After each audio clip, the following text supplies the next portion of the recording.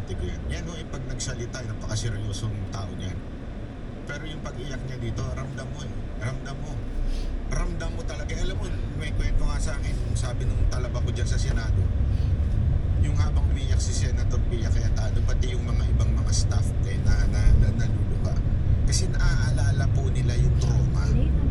Trauma nung nakaraan. Na kung saan hindi sila safety. Hindi nga. Wala ho sa kanila.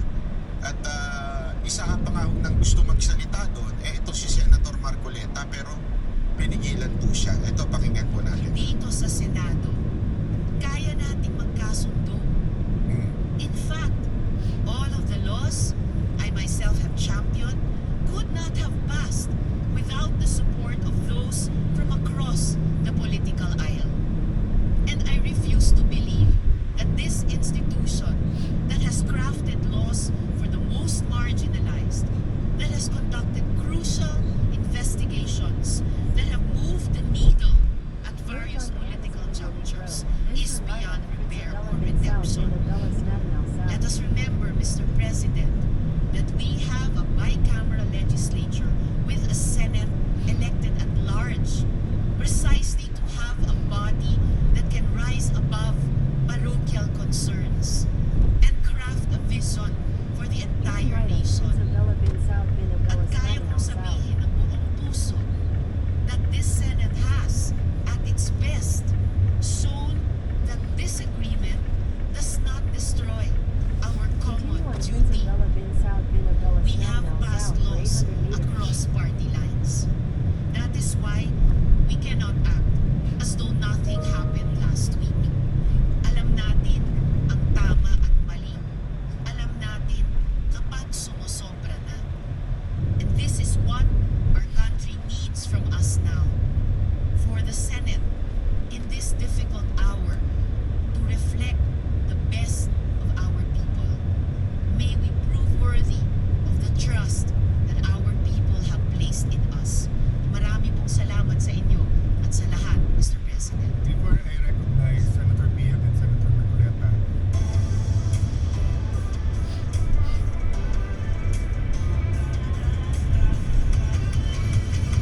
you know, the curious thing is the prayer of Senator Kiko and the prayer of former Senate President Tito Soto yesterday. We all agree with it. We're just looking at it from different sides of the political lens. And many of your statements today, Senator Risa, many of us, if not all, agree. But we all won't agree that parang walang nangyari. I don't know where that came from because I don't think anyone is treating it trivially.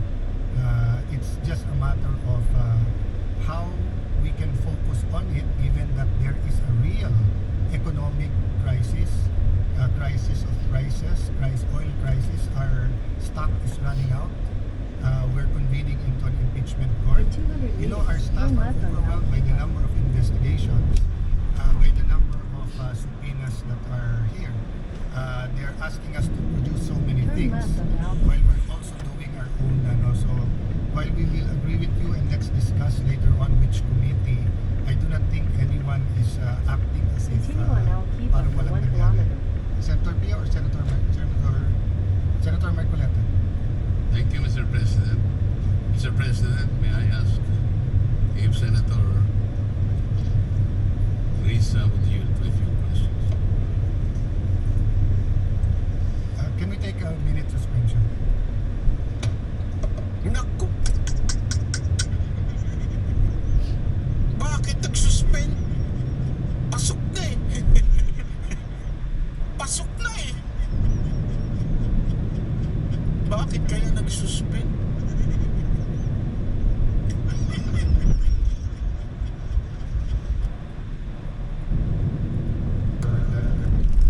Investigation to come in. Now, many members of the majority who were here want to speak on that measure. Having said that, Paliwanag ko na sa inyo kung ano nangyayari. Alam mo, ganito kasi yan, ikikwento ko sa inyo, ha? Ako naiinip na, honestly. Last week pa yan. Wednesday nangyari yan last week. Ngayon, sa pag-upload ko Thursday na. So, 1 week nang nakakaraan at wala pang hearing na nagaganap. For me and to the other people, late na. Hindi because Turn right. mainit lang ulo namin, emotional lang kami. Kaya gusto namin magkaroon na ng hearing tungkol dyan. Ngunit para sa akin, sabi nga nung isang dating NPA na nagbalik loob na sa gobyerno nung na-interview natin sa dati nating pinagtatrabahuhan na radyo, sabi niya doon, siya po ay naging NPA at inilagay siya sa eskwelahan at sa radyo. In 600 At meters, ang turn kanilang left. strategy, itong mga NPA na to, ikwento mo na muna kaagad, kahit may mga mali, pasinungalingan, basta ikaw ang nauna, yan ang pakikinggan ng tao. Yung mga sumunod na, hindi na yan pakikinggan ng tao. O kaya kahit ipaliwanag mo pa, hindi na yan pakikinggan ng tao. Sa madaling salita, totoo yung salitang clickbait. Ano ibig sabihin nun? Yung clickbait, kung ano talaga yung sa title, kung ano yung unang inilabas, yan ang pinaniniwalaan. Whether it is a lie or half lie, quote unquote, or white lies, yan po ay pinaniniwalaan kagad-agad ng tambayan. So, pagdating sa optics, perception is very important. Ang problema kasi po, hindi naman yung sa atat na atat tayo. Tayo po ay may tiwala kay Senator Peter Cayetano, Alan Peter Cayetano, o Senate President Peter Cayetano. Tayo po ay may tiwala sa kanya. Matalino po yung mama na yan. Matalino po. Maniwala ko siya akin, napakatalino, may wisdom. In Pero sa 600 meters, pagkakataon na turn ito, left. medyo nababagalan tayo. Nababagalan tayo in a way na inuunahan ng kwento, inuunahan ng kasinungalingan. Although, sabi nga nila, nag-iipon pa ng ebidensya, nagre-research pa, yung emosyon, binababa pa, bago natin ikikwento yung totoong kwento.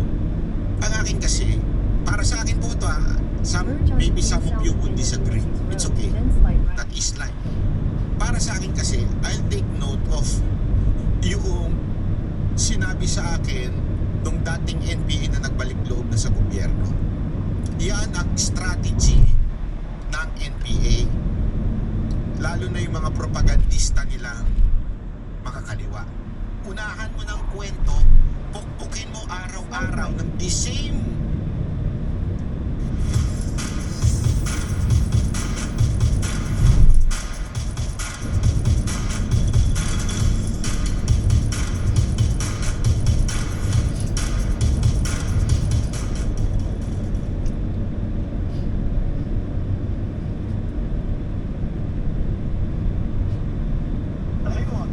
Continue on King Salman bin Abdulaziz Road for 6 kilometers.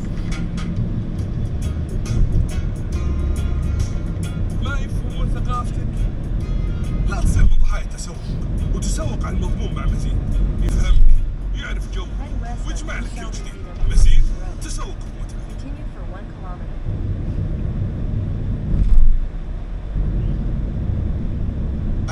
title o the same sentence, yan ang tatatak sa tao, sa masang Pilipino.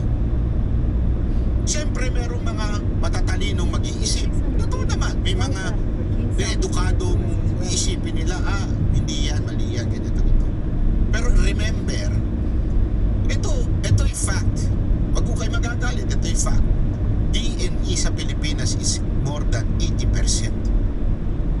And whether we like it or not, sometimes kung ano yung kanilang unang nabasa, unang nakita, yan ang tinatanggap nila.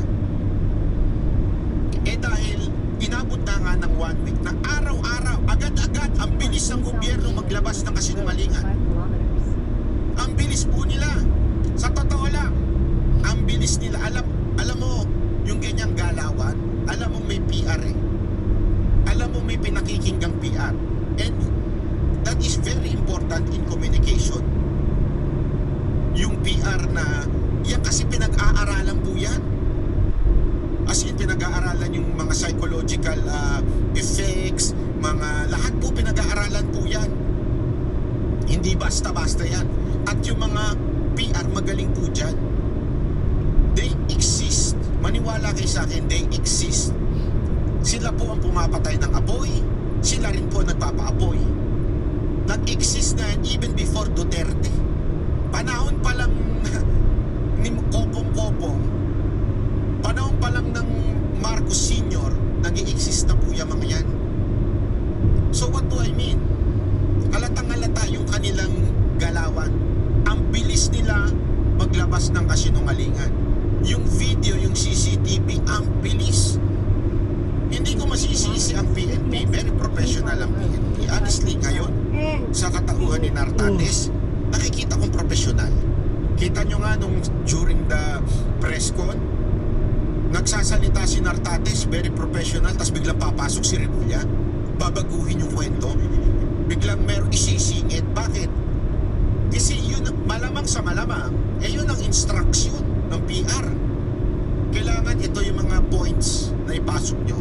Eto, wag nyo gagamitin yung warning shot, gagamitin ninyo yung parang cover shot, yung mga ganong klaseng ano, at eto lang yung ilalabas nyo, ganito. Kaya nga sabi ni ni Aplaska, ito po ay splice na. Splice na daw. Ito panoorin natin itong part na to.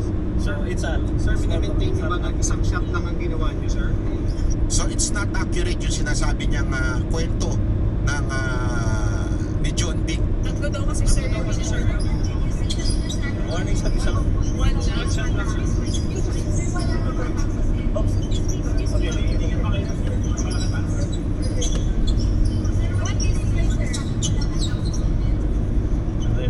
We are preparing the complete videos. Kasi what they did, they spliced the videos Yun. and they just selected the videos that will support their narrative. I Yun. think it's not correct. What type of narrative? What type of narrative are you saying? Sabi na wala ka.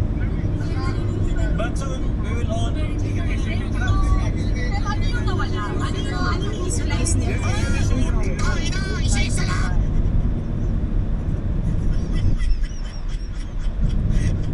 Grabe, no? Sikat na sikat si Aplaska. Pwede na ito magsenador. Dati palakad-lakad lang yan dyan di ba? Sila yung naninita ng mga kupal dyan Pero ngayon, maganda siguro ma-interview natin to si Sen Aplaska, no? Green College Road. Sen, alam ko nanonood po kayo. Baka naman, interview lang ako. Matino, walang sigawang magaganap. Hindi katulad niya. Continue on Route 535 for 7 kilometers. Pa-interview naman, Zoom lang, kahit Zoom lang. Sige na, magkwentuhan tayo sa Zoom. Ay, kwento natin yung kwento natin. Kasi yung kwento nila, wala Sabit na sabit Halatang-halata bigyan mo kami ng konting panahon. Sabi nga ni Aisa Sigera, pagdating ng panahon, hindi na makikinig ang tao.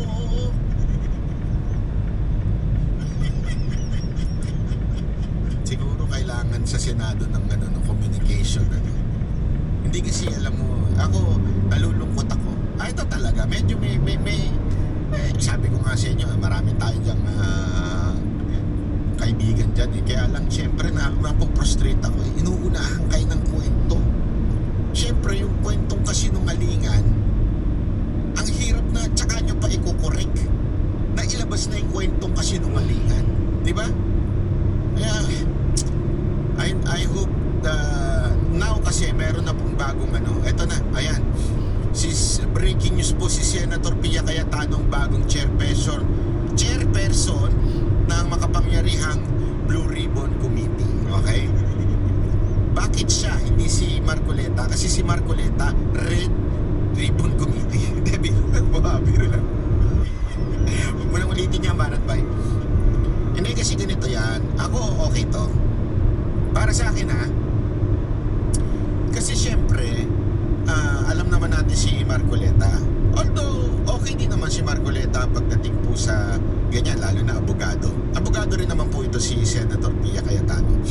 Ang akin lamang po, para at least hindi naman ma-accuse na impartial na bias etong Blue Ribbon.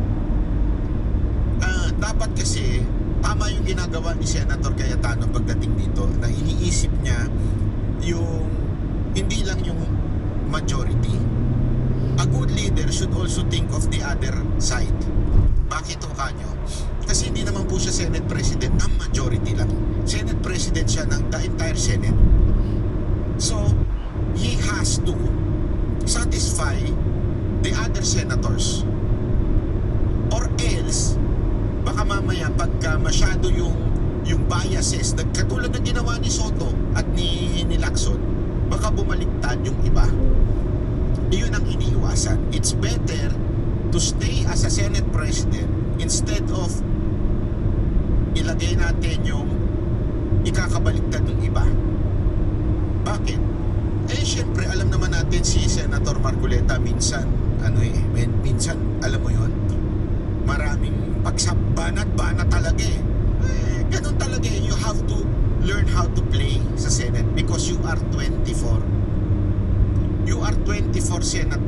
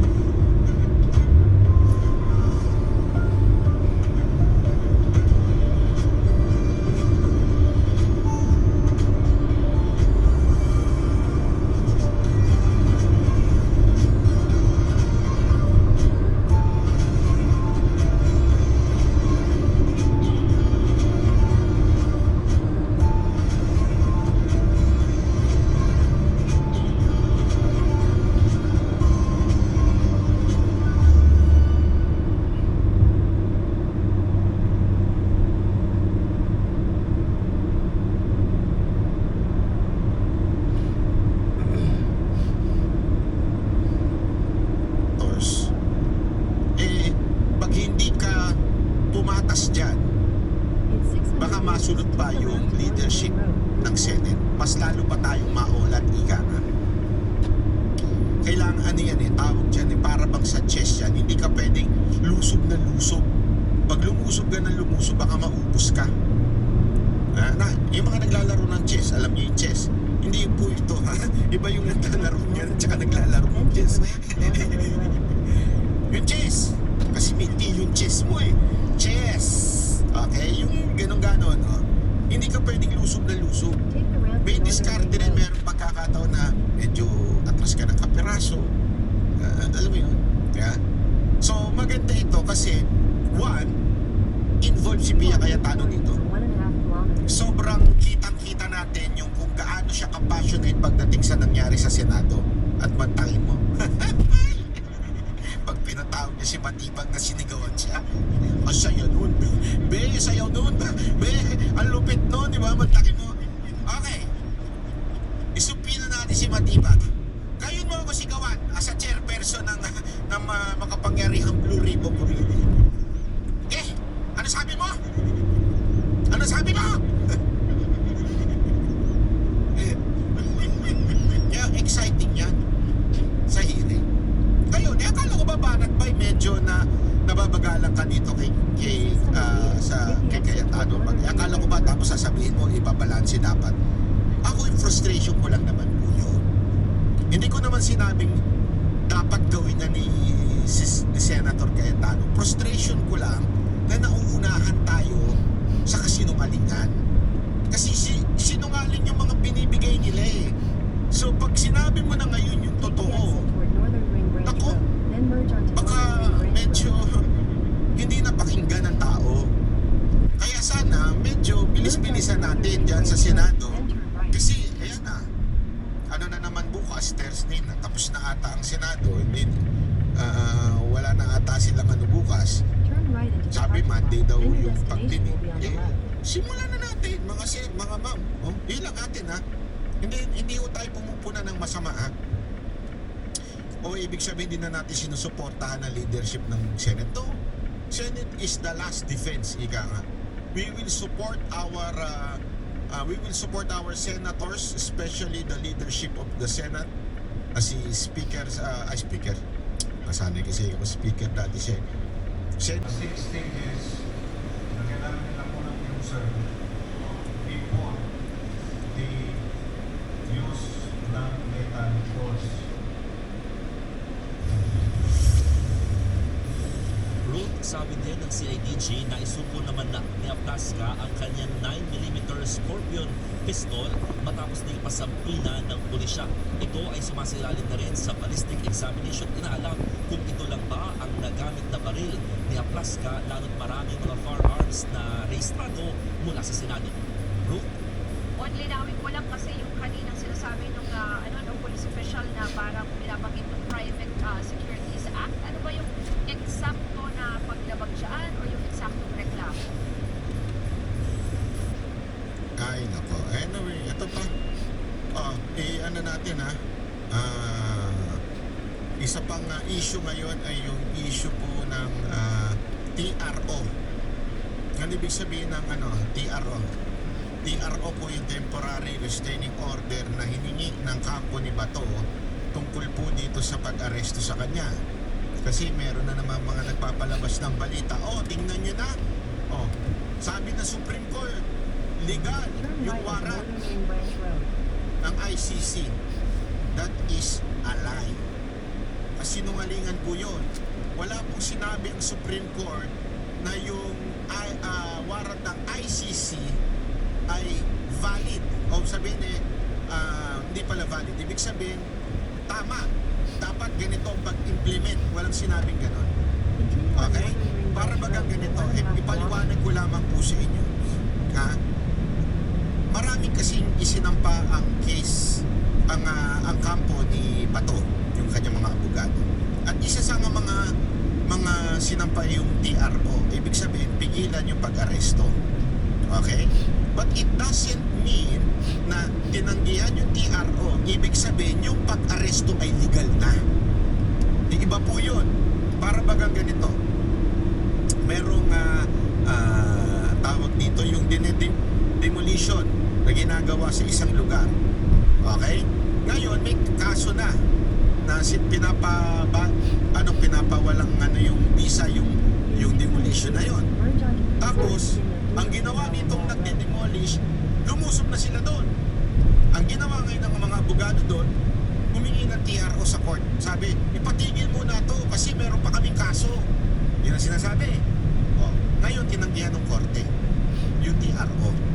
Pero hindi niya pa tinatanggihan hindi niya pa dinidesisyonan yung legal ba o illegal yung demolition na ginagawa.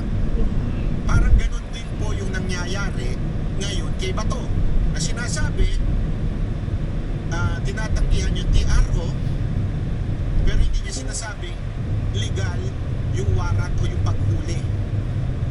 Yung warrant it exists, yung sinasabi ni yung kanyang abogado si Atty. Torion, it exists na sinasabi, but it doesn't mean it's a legal warrant or enough warrant to arrest Bato.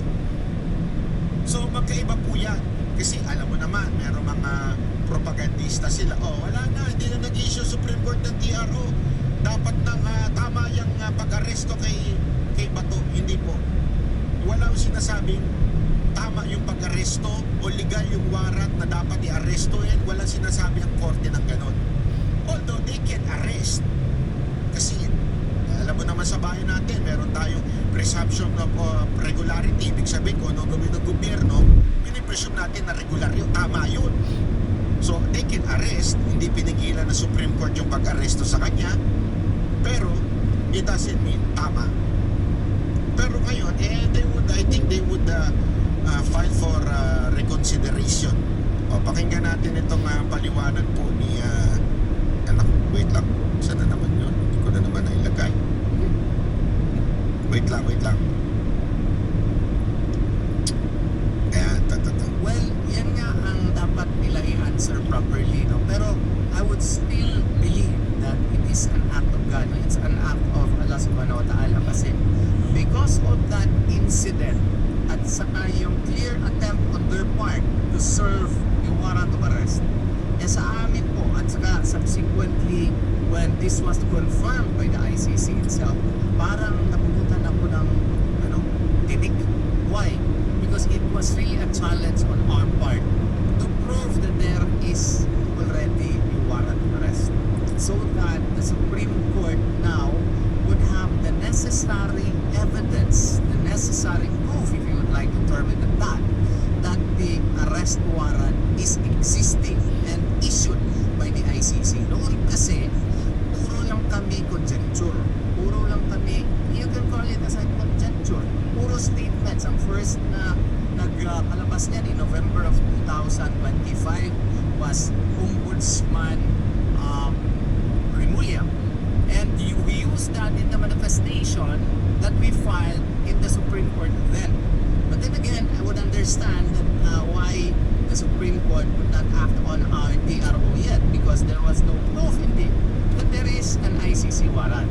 So, nung nakuha nyo, yung dati kasi kaya hindi tinanggihan yung TRO o walang sinabi yung Supreme Court kasi hindi pa sure yung warrant. Ngayon, hindi pa sure na may exist. Ngayon, sinasabi ngayon ni Atty. Torrio, nag-i-exist na. Yan ang kanyang parang sabi niya yung nabulutan ng tinik. Ibig sabihin ngayon, we have to prove na that warrant is illegal o hindi dapat ipatupad, not illegal, sorry. Hindi dapat ipatupad until dumaan sa local court. Nagigets nyo? Kasi importante yan eh. Yung first element na kailangan valid o meron palang talagang nag-i-exist na warrant para mapatunayan natin na yung warrant na yan ay dapat dumaan sa local court.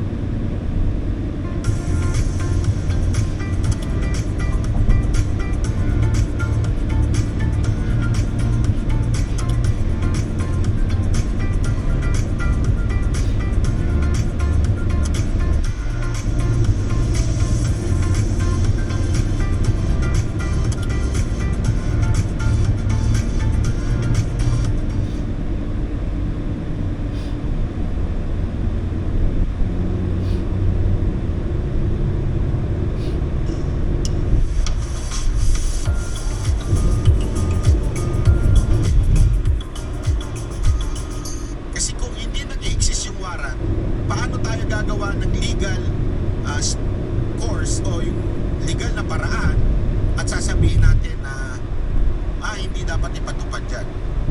In the first place, hindi pa nga tayo sigurado kung nag-i-exist yung warrant. Ngayon, sigurado na nag-i-exist yung warrant. At tanong lang, dapat bang ipatupad? Magkaiba po yun. Pinakita na mismo ni Mr. Antonio Trillanes na meron ng warrant and kinonfirm ng ng ICC in the evening of May 11, then there is no more doubt as to the existence of the warrant of arrest. And the existence of the warrant of arrest and in fact the recognition on the part of the executive department that there is a warrant of arrest should be differentiated from enforcement of warrant of arrest, such that if they justify it on the foreign affairs power on the part of the executive department, or through his presidential powers on the part of the executive department, once it involves deprivation of liberty within Philippine soil, we will follow Ho versus People, Atchacoso versus Salazar versus Atchacoso rather, that there such instances should now pass through our Philippine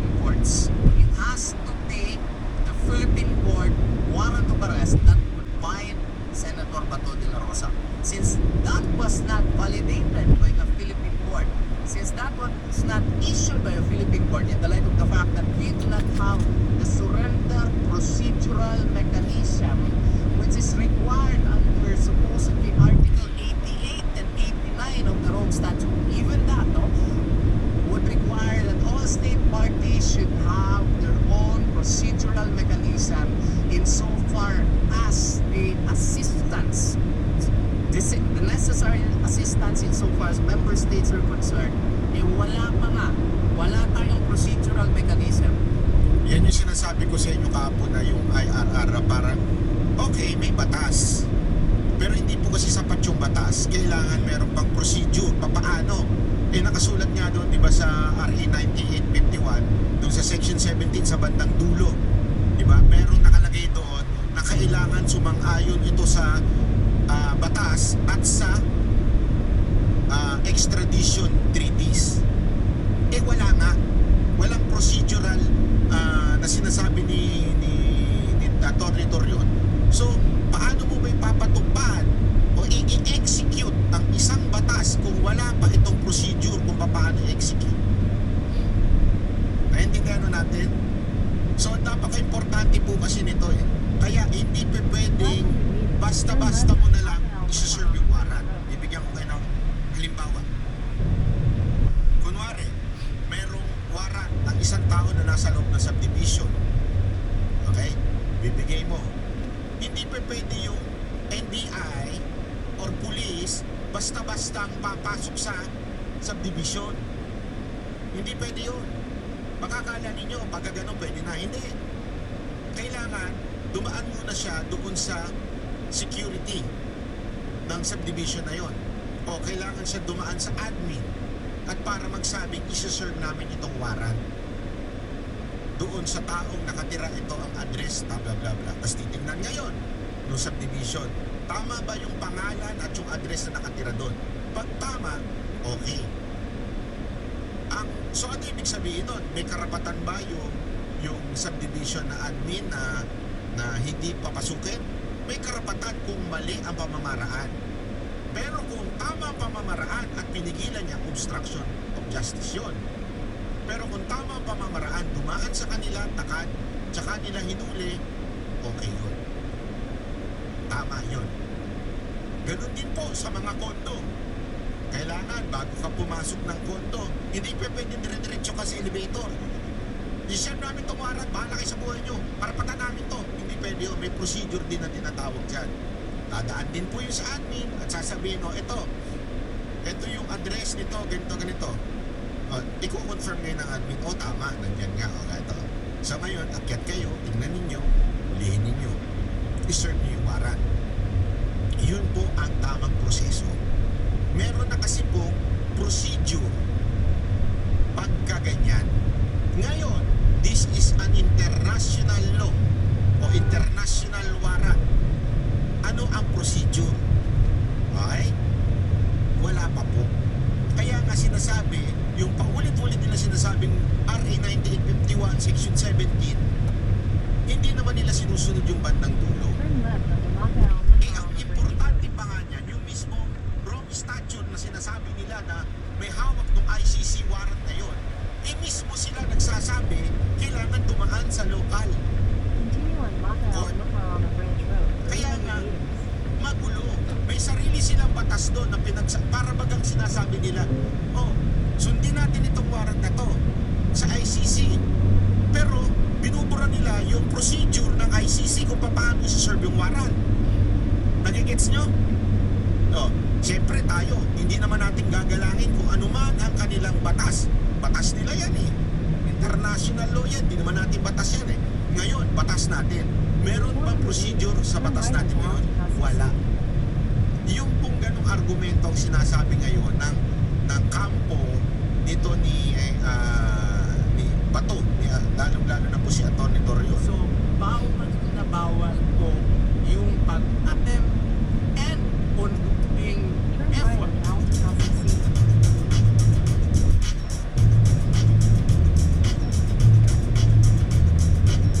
to arrest Senator Bato de la Rosa. So we Take the roundhouse past the interposed sea. our objection as lawyers, Attorney Jimmy Bondo has likewise argued against the implementation of any ICC warrant of arrest if not issued by a Philippine court judge, if not confirmed or validated by a Philippine judge. Ayun. So, importante po yan, mga kababayan, ha? Linaw-linaw po yan, ha? Kaya lang, syempre, yung mga din-din ko, no, na may kulay naman, malabo talaga. Di ba? Yan ang tatawagin. Sorry. Ito pa, wait lang, ha?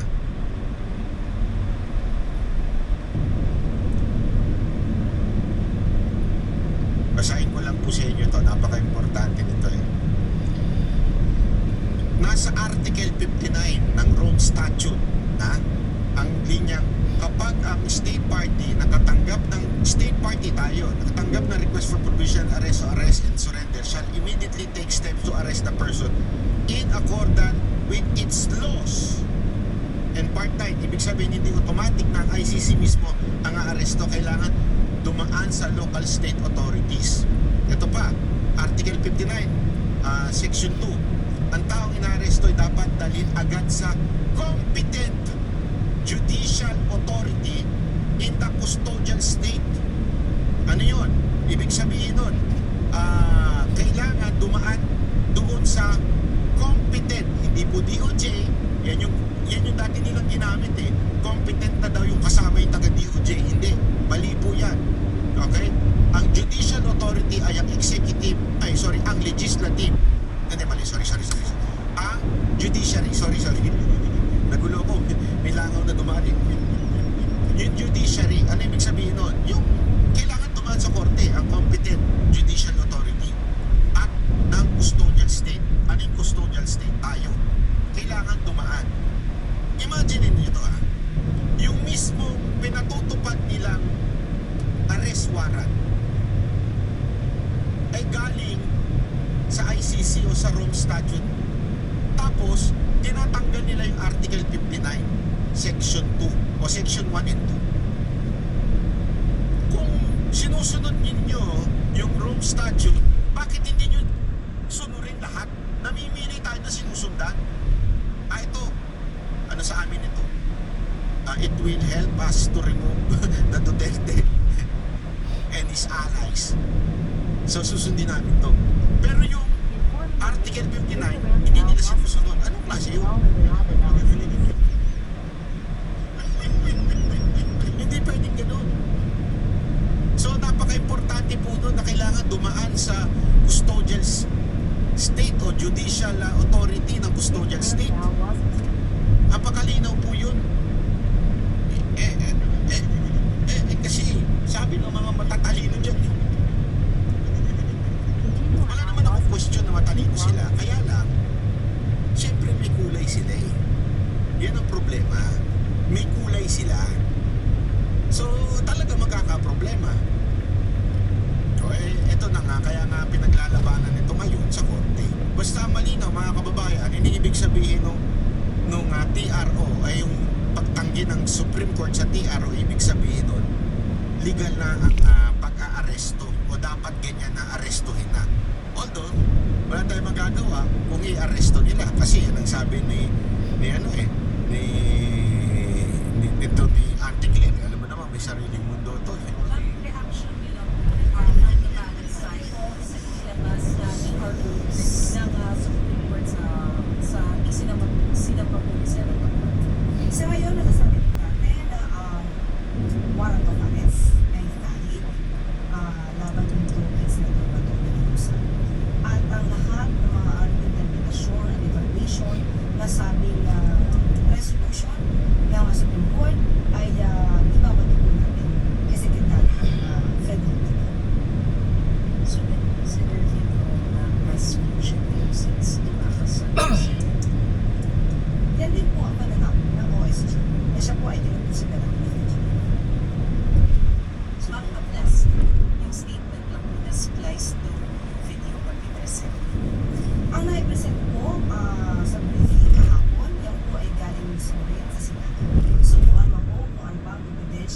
sila, kakailanganin po yan ng DILG, ng DOJ at ng Ombudsman para makita In natin ang 500 meters, slight right. You said we go by RA 9851, di ba po? So now that our PRO is denied, will we enforce the same measures with the former president na legal surrender? Di ba po extradite or surrender? lahat ng operational matters ay hindi po natin kay Secretary Danilo. So ayan po, napaka-importante na maunawa natin na ngayon sinabing valid na yung warrant of arrest, uulihin na talaga si Bato. Ayan to yung nakakalungkot Sa totoo lang, nakakalungkot yung part na hindi inapprovean yung TRO. Kasi once sinuli yan, ililipad na kagad dyan. Pag inilipad na yan, wala na. Kahit pa sabihin ng Supreme Court na mali yung warrant, hindi dapat dumaan sa local court, wala na. Kasi tandaan ninyo, nag-issue ang ang Supreme Court dati na dapat dumaan any extradition treaty kailangan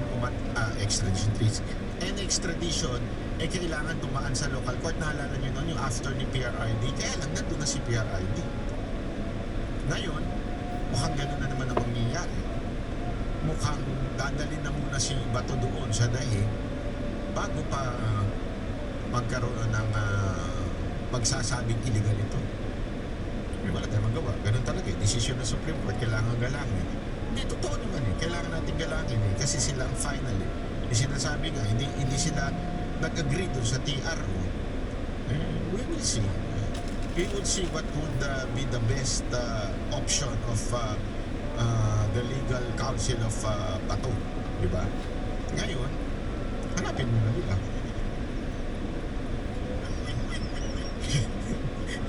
Hindi kasi magaling magtago yun si Bato.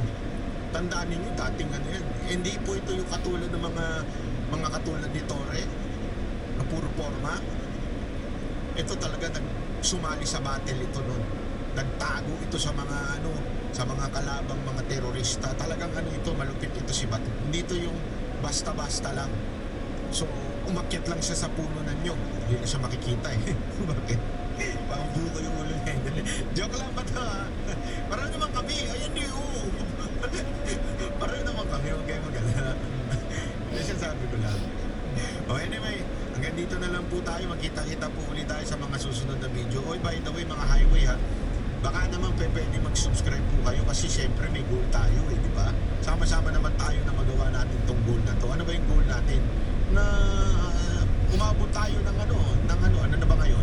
Tingnan nga natin. Umabot tayo ng hindi ko makita. Yung ilan na ba ang ngayon? Ilan na tayo? Yung 1.37 na million na subscriber. Importante, ikalat nyo na mag-subscribe po yung ating mga kababayan. Although, ladies and gentlemen, tayo naman po hindi na kasi depende dyan. Kaya lang, importante natin, gusto nating malaman kung importante na kumakalat po yung katotohanan sa ating bayan. Kaya, pwede, subscribe na po kayo dahil according to pero to nagulat ako dito mga kababayan ngayon ko na lang ulit chinek. Naalala nyo yung mga subscriber natin dyan, di ba? Dati hinihingi ko sa inyo, dami nanonood pa, 60% ng nanonood ay hindi pa na-subscribe. Tama mali, ngayon mantakin mo na ayon sa analytics ng YouTube, nakikita ko 67% ang nakasubscribe. Yun, palakpakan. 33% na lang ang hindi nakasubscribe. Yung mga nanonood, sabihin marami pang nanonood dyan na medyo nahihirapan mag-subscribe. Hindi, ang sabi naman kasi sa akin ng ibang mga nanonood dyan, mga kababayan natin, lalo na po yung mga may konting edad na, sabi niya nahihirapan sila, hindi nila alam kung ano yung pipindutin. Tapos sa television pa daw sila nanonood.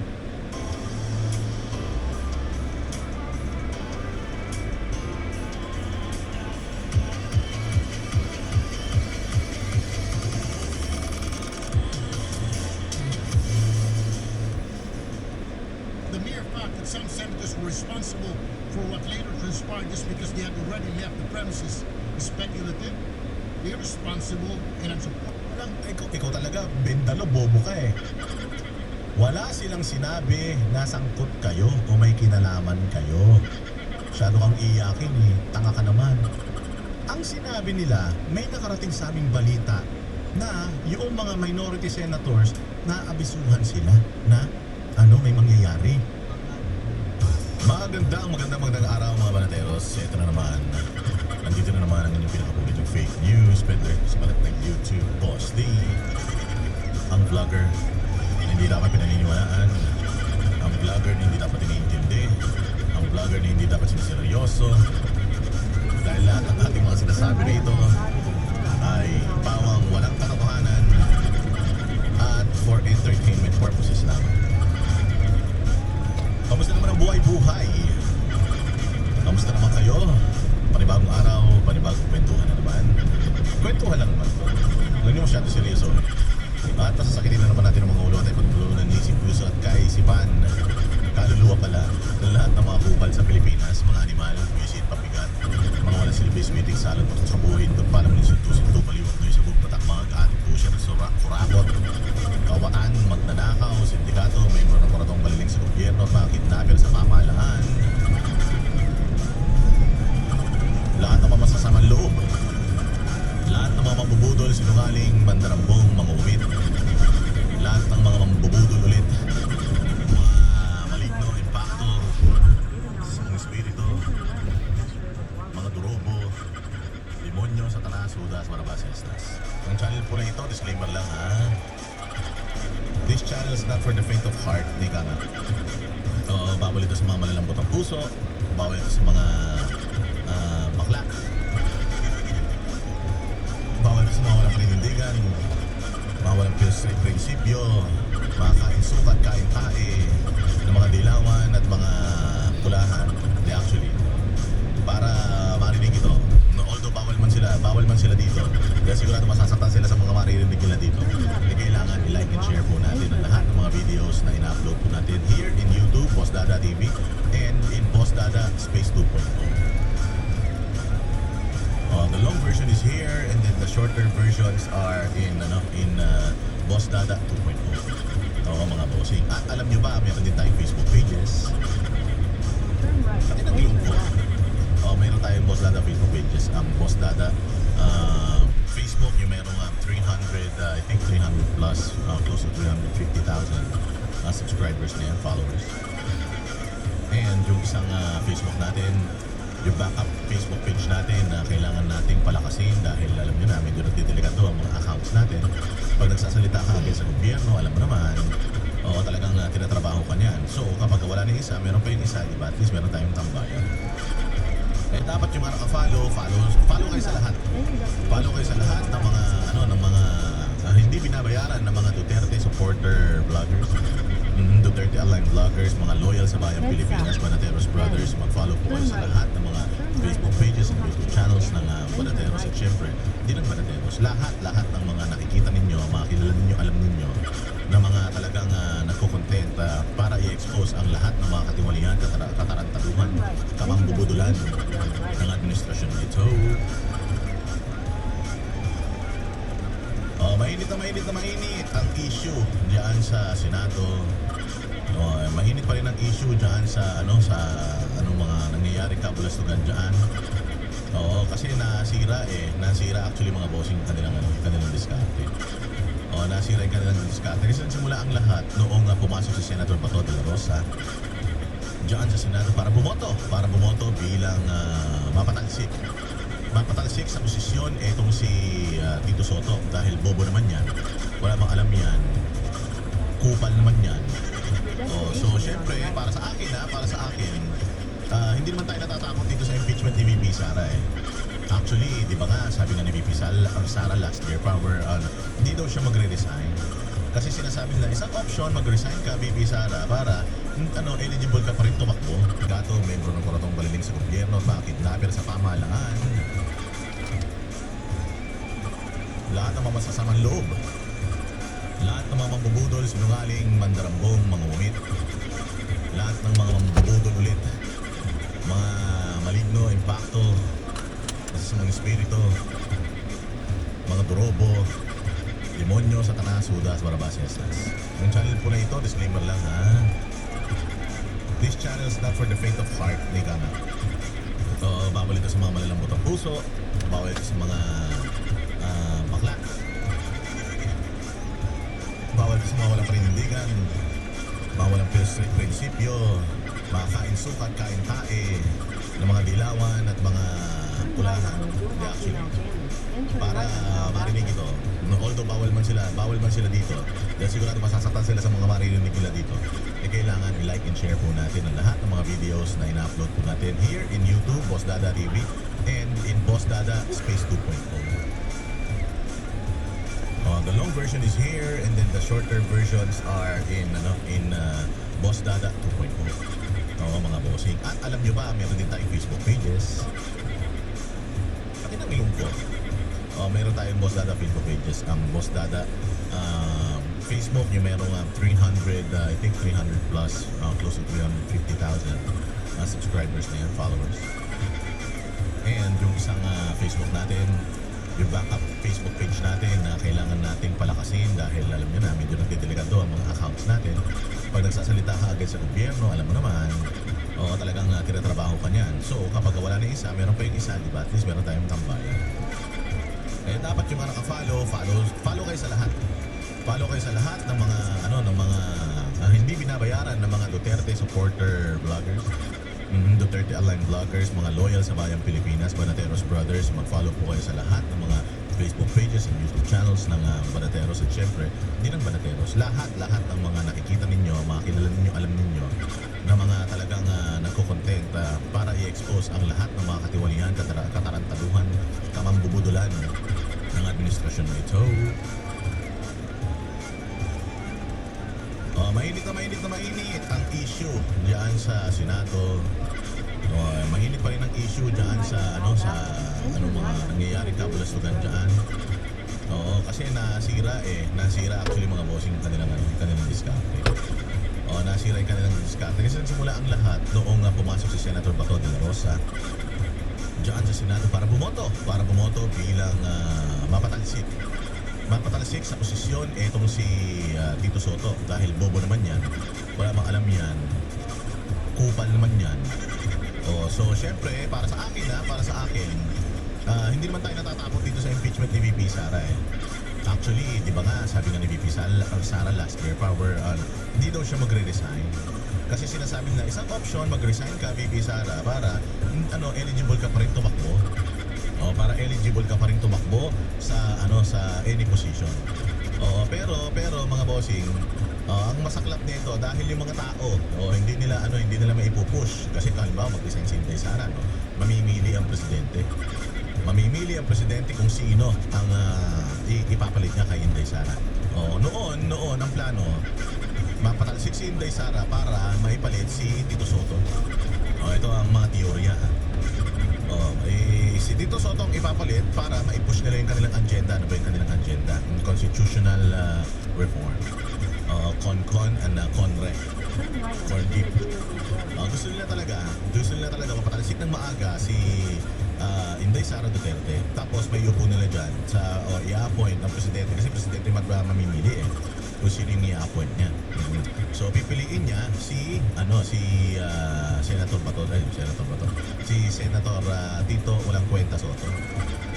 So siyempre pag yun ang vice president niya, wala nang threat sa kapangyarihan dahil aso niya yan si Tito Soto. Wala nang threat sa kapangyarihan ni Bongbong Marcos. So ano mangyayari ngayon kapag kasi Tito Soto na yan siyempre wala na mag-o-oppose, wala na mag-expose kasi mga senador kung hawak na hawak din nila siyempre dating Senate President yung Vice President tapos yung Presidente.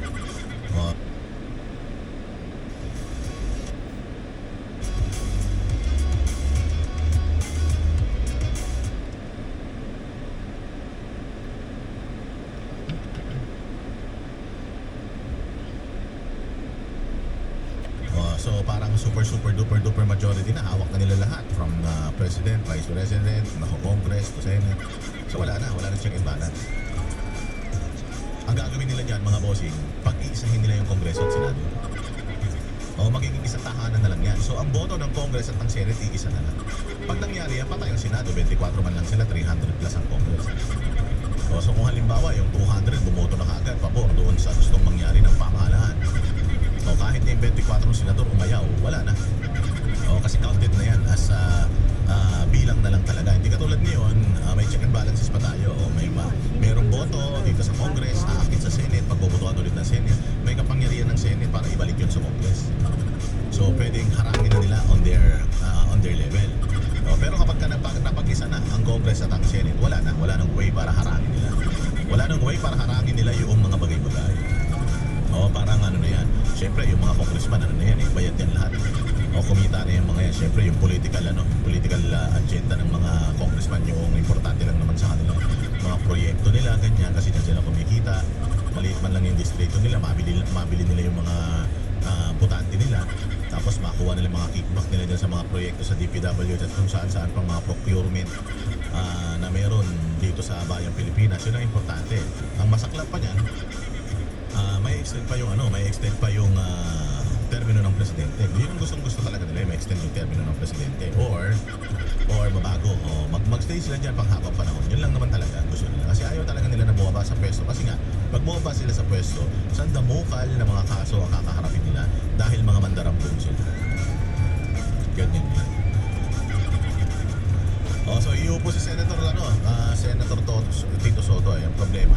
Na-unseat siya si Cayetano ngayon. So sino na, pag na-impeach si Inday Sara, sino na ngayon ang iuupo nila? Siyempre iuupo nila si Sandro Marcos. Hindi mismo si Sandro Marcos si Bo GD. Si Bo GD kasi aso yan ni Sandro Marcos. Si Sandro Marcos man ang naglagay niya.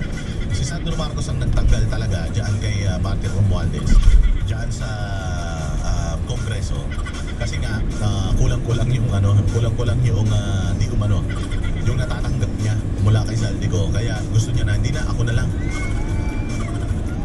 Sino ba ang Committee on Appointments ay on Appropriations ngayon? Si Swanson ba 'yon? Oo, Swanson ng Nueva Ecija o Solid North din yan. So yun yung mga galawan nila mga bossing. Kaya galit na galit sila na nawala kay Tito Soto yung kapangyarihan dyan sa Senado. Kasi ang gusto talaga nila talagang ma-impeach ito si Inday Sara. At pag na-impeach ito si Inday Sara, hindi na siya makatakbo sa kahit na anong posisyon sa gobyerno. Kaya nga sabi nila, natatandaan nyo, sinabi nila na kahit pag-resign si Inday Sara, itutuloy pa rin namin yung impeachment. Kasi nga talagang ang plano nila, kasi pag nag-resign si Inday Sara, di sana itutuloy na namin yung mga kaso against her sa ombudsman. Pero hindi, sabi nila kahit pag-resign siya, itutuloy pa rin namin yung impeachment. Kasi nga, hindi importante na makasuhan lang si Inday Sara dito sa Pilipinas. Ang importante talaga sa kanila, yung mawalan ng kapangyarihan, karapatan si Inday Sara na makatakbo sa kahit na anong posisyon. Yun ang problema nilang malaki.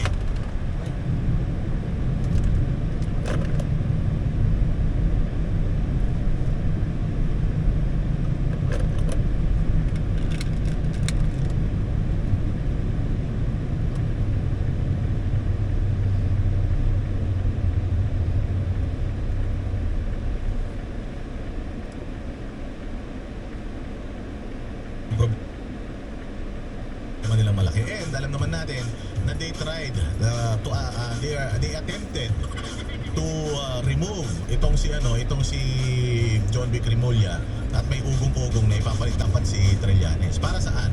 Dahil ang DILG ang may hawak ng city, yung mga local government units. Yung mga mayor, governor, ganyan.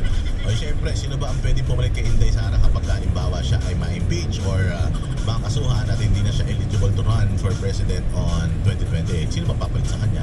Ang pinakamalapit na nakikita nilang papalit sa kanya, kapatid niya, si Basti Duterte.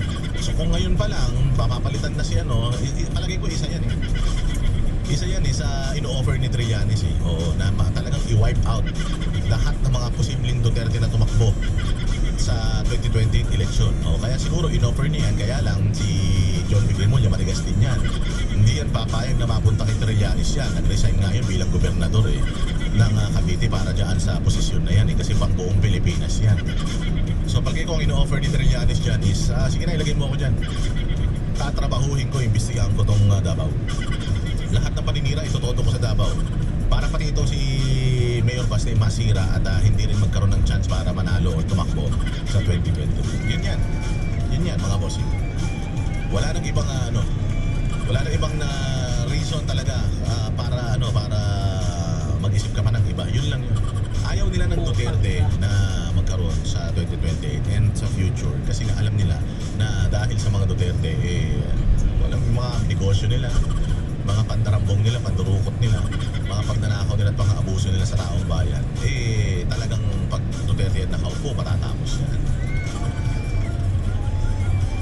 Ngayon, ito na si Senator Cayetano. Si Senator Cayetano ang naging Senate President ngayon. Kaya gigil na gigil sila kasi yung plano nila, akala nila smooth, biglang nagkaroon ng hump. Magaling man ito si Cayetano and palaban naman yung mga kasama ni Cayetano. Kaya ngayon, ang tinatry nilang sirain yung leadership ni Cayetano. Tinatry nilang sirain yung leadership ni Cayetano sa mga Pilipino, sa mga kababayan natin, nasabihin na weak leader siya, katulad ni Bongbong. Nasabihin na siya ay walang control sa Senado. Kaya kung makikita nyo, ang daming drama nagaganap ngayon, di ba? Na parang walang nangyari, parang ganito, parang ganyan, yung stage, ganun yung mga pinagsasabi nila. Lumalabas ngayon sa mga CCTV footages na hawak ng mga DILG na wala talagang nangyaring masama, walang ginawang masama itong otoridad. At ang may pagkakamali ay Senado. Take note ha, wala pang isang linggo si Senator Cayetano bilang Senate President, si SP Cayetano, kaliwat kanan na hagad yung paninira bago na itong mga kasamahan nila sa minority at saka itong mga otoridad. Dito mo malalaman na talagang matindi ang malaking bukol, malaking black eye yung idinulot noong pagpasok ni Senator Bato de la Rosa at pagboto niya kay Alan Peter Cayetano bilang Senate President. Nung nakuha nila kay Tito Soto, ang laking dagok sa kanila. Napakalaking dagok sa kanila. Kasi nga, hindi nila maisa sa katuparan agad-agad o maaring, nakalinya na nakarelease na biglang naputol yung release dahil dito sa nangyaring agawan ng kapangyarihan dyan sa Senado. And they are trying to redeem it and maglalagay sila ng panibagong aso nila, si Gatchalian doon ilalagay nila. Napaka-importante nga na abogado ang ilalagay natin bilang presiding judge dyan sa presiding judge dyan sa impeachment court. Kasi nga, kung hindi abogado, paano niya didesisyonan yung mga motion, paano niya didesisyonan yung mga papaando rin, patatakbuhin yung meeting kasi magagaling na tao man yung mga nandiyadyaan. So paano niya kokontrolin yung na naaayon sa batas yung hearing? Di ba? At ang dami pa mga lumabas nitong mga nakaraan. Lumabas pa yung TRO ng Supreme Court. At yan ang pag-uusapan natin ngayon, TR ng Supreme Court. Ang sabi kasi ng gobyerno natin, ito ay ipapakita ko sa inyo yung sinabi ng ating mga nasa gobyerno.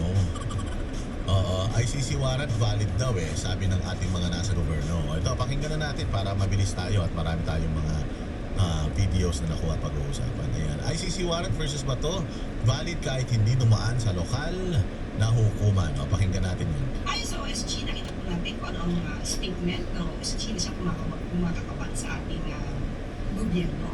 Sabi po niya ay hindi po kailangan dumaan sa lokal na court. So, since wala pong TRO, tayo po ay nagsasabi na ang warrant of arrest ay valid. Warrant of arrest daw ay valid. Sinasabi doon ng Malacanang na walang TRO. Yun, okay tayo doon. Pero hindi sinasabi noon na yung warrant of arrest ay valid. Walang TRO pero hindi sinasabi noon na ang warrant of arrest ay valid. Papakita ko sa inyo itong tawag dito, itong ICC. Yan yung press briefer ng Supreme Court. Sabi dito, yung prayer for a temporary restraining order ay dinideny nila. Yung TRO, yung interim relief, yun yung eksaktong TRO, yung paghuli kay Senator Bato de la Rosa.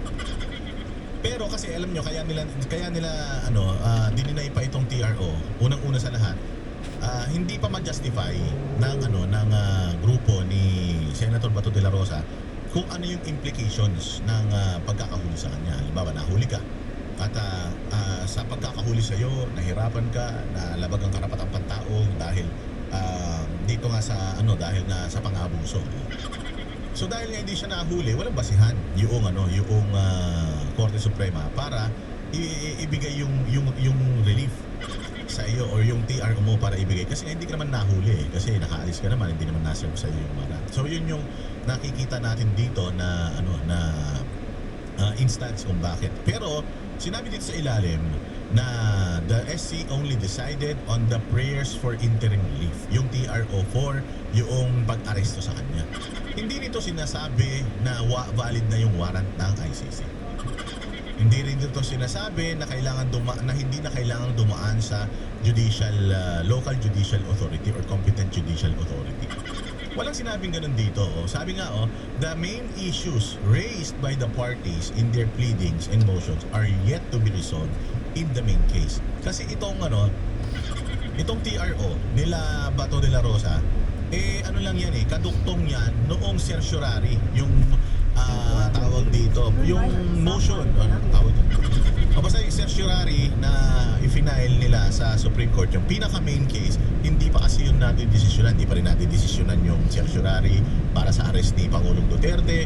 Napakarami pa, na actually at least mga 4 na kaso or 5 mga kaso yan na hindi pa na-address ng Supreme Court. Ngayon, itong TRO, dahil nga hindi pa natin na-address ito, hindi namin pwedeng ibigay itong TRO. Saka yun. Kasi nga kapag na-address na namin ito at nakapagbigay na kami ng mga valid reason bakit pabor or hindi pabor sa inyo, yun na yung pinaka main na resolution na ilalabas. Kasi kung makikita mo dito sa press briefer nila, wala silang reason kung bakit nila dineny yung TR. Oo. Walang reason. So ang sinasabi dito, hindi pa daw sila dinidesisyonan lang nila yung temporary restraining order na request para hindi siya arestuhin. Pero hindi nito sinasabi na yung ICC hindi na dapat dumaan sa competent local judicial authority na pwede na siyang arestuhin anytime. Hindi kasi nga ang punto rito, you cannot arrest someone unang walang warrant of arrest from the courts here in the Philippines. Hindi pa naman kinikilala ng Supreme Court, hindi naman sinabi ng Supreme Court dito na yes, the warrant of arrest ng ICC against Bato de la Rosa or for Bato de la Rosa is valid and can be imposed without local judicial intervention. Wala namang ganun sinabi. Basta ang sinabi lang dito, yung TRO na request mo for interim relief, yung hindi ka pwedeng arestuhin. Oo, hindi dinideny namin yun. Oo, pero malaking debate pa whether itong ICC warrant na ito ay dapat i-honor ng mga otoridad para arestuhin si Bato de la Rosa. Sanabi din naman ng presidente natin nung nakaraan na hindi siya aarestuhin. Sinabi ng DILG na hindi siya aarestuhin. Kaya nagtataka ako bakit si Claire Castro. Bakit si Claire Castro sabik na sabik at tarantang-taranta na maaresto si Bato. So mali itong sinasabi ni Abnormal na Claire Castro na pwede na siyang arestuhin. Ano pa yun? Yung TROs yun sa pagpigil, pinipigilan lang yung TROs pinipigilan lang na arestuhin siya. Oo, pero hindi ibig sabihin nun na yung ICC warrant valid na yun. Wala pa pong ganun. Or pwede bang mag-impose ang ICC sa atin? Wala pa pong ganun kasi nga pinag-uusapan pa yan yun. Yun yung pinaka-main na kaso So yung TRO, hindi mo na ibinigay ngayon, dininayin muna yung TRO. Pero ongoing pa yung kaso, hindi pa tapos kasi parang sinasabi nila dito tapos na. Pwede na siyang arestuhin kahit wala ang lokal na hukuman. Hindi sinabi ng Supreme Court yun. Wala doon sa briefer ng Supreme Court na sinasabi nila you may now arrest Bato de la Rosa even without the warrant of arrest from local courts. Wala pong ganun.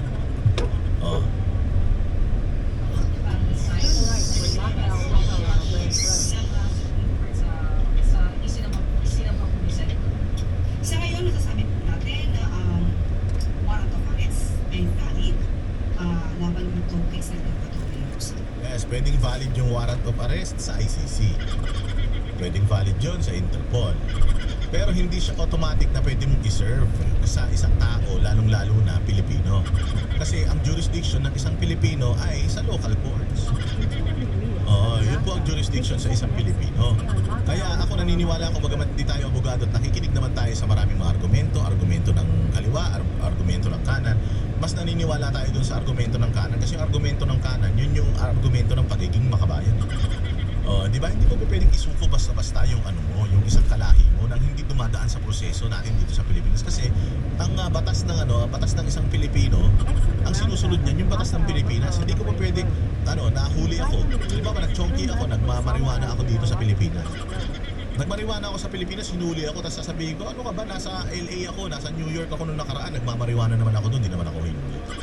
Kasi sa Amerika, pwede kang magmariwana kahit sa public place.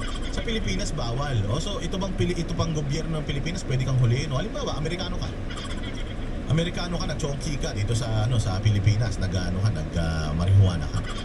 Sabi mo, hindi kasi sa amin sa Amerika nagmamariwana naman ako doon, di naman ako pwedeng hulihin kasi Amerikano ako At saka nasa isang state ako na legal ang magmariwana. Bakit nyo ako hulihin dito sa Pilipinas? Kasi nga, kapag nasa Pilipinas ka, kapag ang krimen ginawa mo dito sa Pilipinas, itong Pilipinas ang sa'yo, yung batas sa Pilipinas ang masusunod.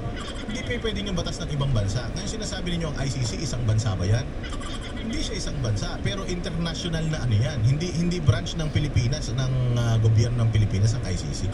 At man lang ang branches of government natin, executive, judiciary, at saka legislative. Wala namang nakalagay doon na ICC. Ganun po yun. Kung nahuli ka, kung ikaw Pilipino, nandoon ka sa Amerika, gumawa ka ng mali sa Amerika, baliktarin naman natin, gumawa ka ng mali sa Amerika, lilitisin ka ba sa Pilipinas? Hindi.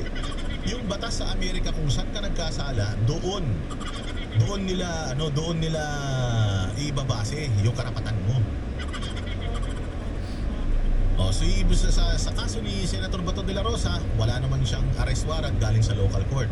Wala namang kaso na naisampa sa kanya. Ngayon, meron siyang kaso sa ibang bansa. Katulad ni Bautista, ni Andy Bautista. Si Andy Bautista nagkaroon ng pagkakasala dito sa Comelec, tumakbo siya sa ibang bansa. Anong ginagawa natin? Pupunta pa yung mga pulis natin para hulihin siya doon. Yung bang mga warrant of arrest niya, pwede ba natin i-serve doon? Hindi, dadaan ka sa proseso. Makikipag-coordinate ka sa bansa. Halimbawa, nakakulong na siya sa Canada. Makikipag-coordinate ka sa Canada. And then sasabihin mo sa Canada na may kaso yan siya dito, meron man tayong extradition treaty, didinggin ngayon doon sa Canada yung extradition ni Bautista, whether i-extradite ba siya dito or hindi. Ganun po yun. Katulad na nga lang kay Zaldico. Halimbawa si Zaldico, di ba nahuli nung nakaraan, di umano, nahuli, na-stop kung ano man, na-hold siya doon sa Czech Republic. Naiuwi ba natin dito? Hindi. Kahit na napakarami yung mga kaso dito, kahit na hindi. Bakit? Kasi nga, yung mga kaso niya dito, kaso niya yan dyan Hindi nyo pwedeng i-impose yung kung ano man ang meron kayong utos dyan, kung naka-death row na yan. Hindi nyo pwedeng i-utos yan dito kasi yung tao nandito, dahil nandito siya, yung batas dito, ang karapatan niyang gamitin o exhaust. Tama? Ganun din dyan sa ICC. So yung ICC, bagamat may pagkakasala na o may kaso na si Bato de la Rosa sa kanila at nag-issue sila na kailangan na nilang makuha si Bato para humarap sa kanilang korte, makikipag-coordinate, cooperate dapat ang ICC sa gobyerno ng Pilipinas. Hindi lang sa otoridad sa korte. Kasi hindi naman pwedeng si ICC lalapit na lang sa pulis Hindi naman pwedeng yung gobyerno natin lalapit sa pulis para makakuha si Zaldico. Hindi. Dadaan yan sa mga proper channels at may mga proseso yan bawat bansa. So itong ICC warrant ni Bato, maaaring valid ito sa ICC pero hindi siya imposable dito sa Pilipinas kahit na dati tayong membro ng Rome Statute. Kasi nga, meron ng mga batas na even the Rome Statute says na kailangan siguraduhin na dumaan sa tamang proseso at merong intervention or at least man lang na i-coordinate yan sa competent judicial authority. At hindi po competent judicial authority ang DOJ. Fiscal lang po sila, hindi po sila korte. So klaro po tayo doon yung TRO, yung interim relief hindi in-issue, hindi binigyan ng payag or hindi pinayagan ng Supreme Court. Pero the case itself, the certiorari, yung kaso mismo na i-file ng kampo ni Bato de la Rosa is yet to be resolved or tinatry pa pong resolbahin. At kung ma-resolve yun at sinabi noon sa main case na i-file nila sa Supreme Court na hindi pwede ang ICC mag-impose dito sa atin nang hindi dumadaan sa ating local courts, yung TRO na yan automatic approved na yan. Automatic po approved na yan. So hindi na siya denied kasi ang pinaka-buod, sabi nga, yung nire-request nyo na interim relief, mabilis kasi yan ngayon kasi agad-agad na yan eh. Hindi ko ibibigay yan sa iyo kasi nga pinag-aaralan pa namin to. Kasi pag ito dinesisyonan namin pabor sa inyo, yung mo na yan, yung TRO mo na yan, X na yan. X na yan. Oo, hindi na yan pwedeng gamitin or hindi kumbaga irrelevant na yan. Ito yung importante. At kasama dito sa dinesisyonan namin ngayon, kasama yan yung nire-request nyo na yan. Ganun yung ibig sabihin noong pag-deny ng TRO. Hindi siya parang it's a go signal na pwede nang arestuhin si Bato. Hindi siya ganun. Kasi atat na atat kayo arestuhin si Bato. Ang presidente na natin mismo nagsabi na wala siyang order na arestuhin si Bato. Bakit gusto niyo bang arestuhin kasi? Hindi niyo ba kayang antayin? Hindi niyo ba kayang antayin yung nakapag-antay na kayo ng ilang taon eh? Hindi niyo ba kayang antayin yung desisyon ng Supreme Court? Pwede niyo naman i-pressure yung Supreme Court eh. Kasi kung sasabihin ng Supreme Court na kailangan ng huliin si Bato de la Rosa at dalhin na yan sa ICC agad-agad, wala namang magagawa si Bato eh. Doon, by then, since batas na siya, at since meron ng resulta at desisyon ng korte, wala na talaga magagawa siya na itong Bato sa victims eh. But until then, meron pa silang reservations, meron pa silang agam-agam, hindi pwede. So mali itong sinasabi dito ni Abnormal, itong laws yung nabuhang na ito, na valid yung ICC warrant na i-serve na dito at i-disregard na yung mga batas natin. Mali po yan.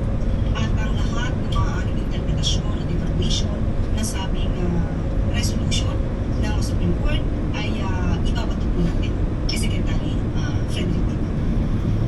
So then consider it as fugitive since